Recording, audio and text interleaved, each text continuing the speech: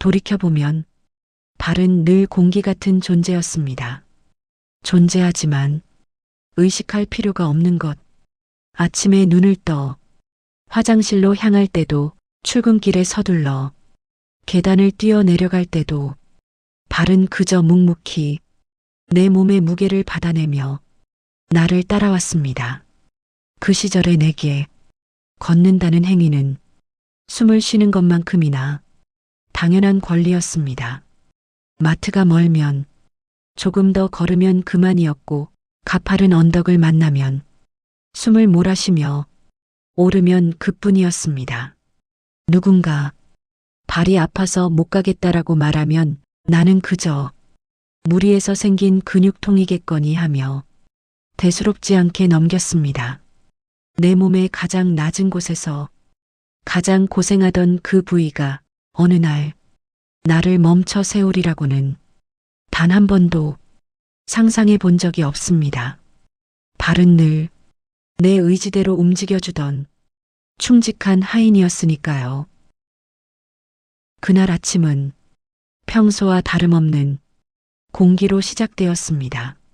잠결에 침대에서 내려와 발을 땅에 딛는 순간 나는 다시 침대 위로 튕겨 올라갔습니다.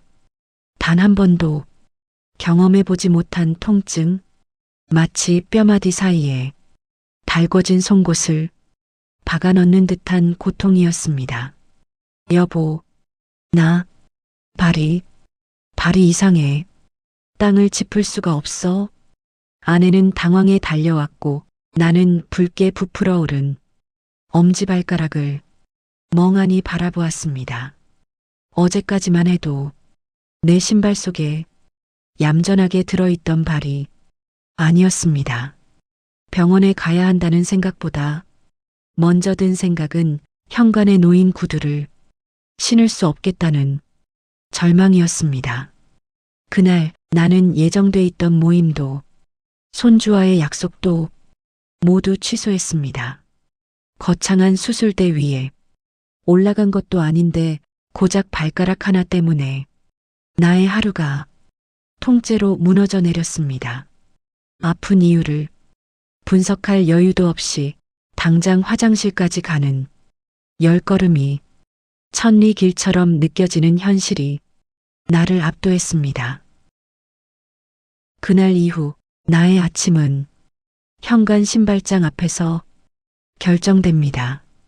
발의 부기가 가라앉아 신발 속으로 들어가면 외출을 허락받은 날이고, 운동화 끈조차 묶을 수 없을 만큼 부어 있으면 그날의 일정은 전부 취소입니다. 이제는 외출 전 습관처럼 양말 자국부터 확인합니다. 고무줄 자국이 깊게 패여 있으면 가슴이 철렁 내려앉습니다. 오늘은 또 얼마나 절뚝여야 할까?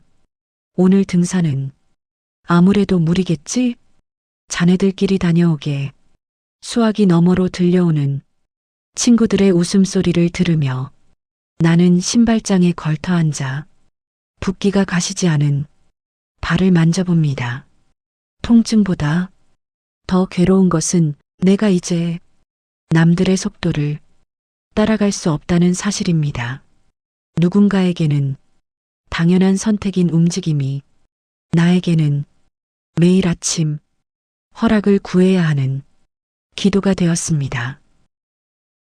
길을 걷다 보면 사람들은 꼭 한마디씩 던집니다. 어르신, 다리가 왜 그러세요? 많이 불편해 보이시네요. 그 질문에 나는 늘 같은 대답을 합니다. 아, 별거 아니에요. 잠깐 삐끗해서 그래요. 통풍이라고 말하지 않습니다.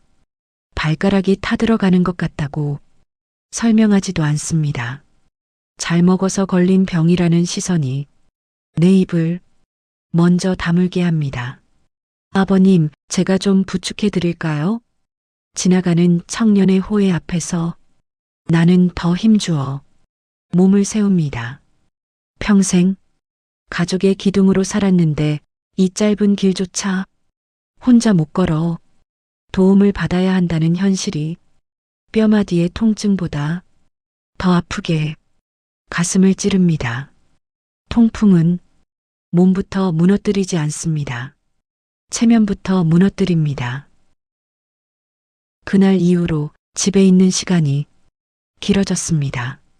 밖에 나가지 않는다고 해서 아무 일도 없는 것은 아니었습니다.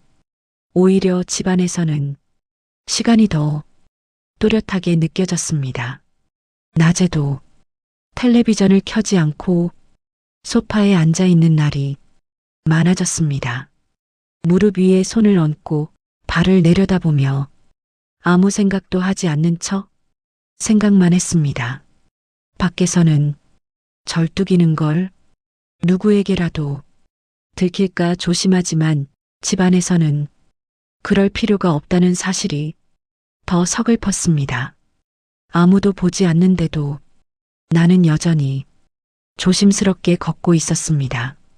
마치 누군가 보고 있는 것처럼 집에 돌아와 신발을 벗고 한참을 현관에 앉아 있었습니다. 오늘 하루 아무 일도 하지 않았는데 왜 이렇게 지쳤는지 알 수 없었습니다.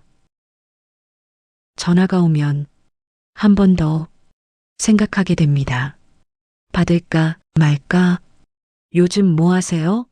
라는 안부가 이제는 가장 어려운 질문입니다. 아무 일도 안 한다고 말하면 설명해야 할 것 같고 괜찮다고 말하면 거짓말이 됩니다.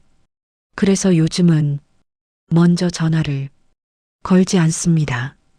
약속이 생기지 않도록, 미안해질 일이 생기지 않도록, 사람들과 멀어지기보다는 내가 감당할 수 있는 거리만 남겨두는 연습을 하고 있습니다.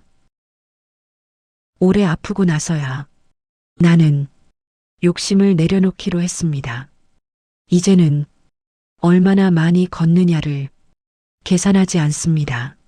오늘은 단지 앞 벤치까지만 가자.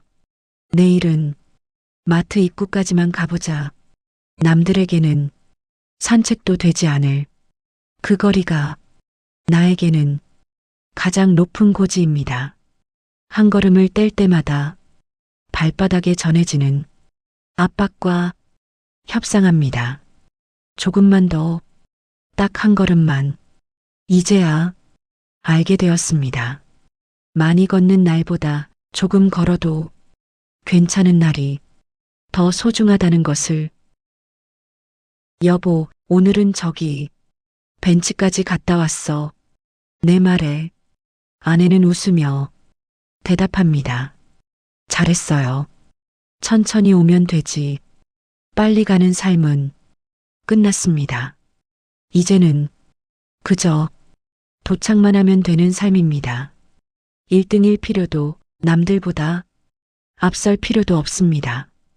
벤치에 앉아 숨을 고르며 바라보는 풍경은 예전보다 훨씬 선명합니다.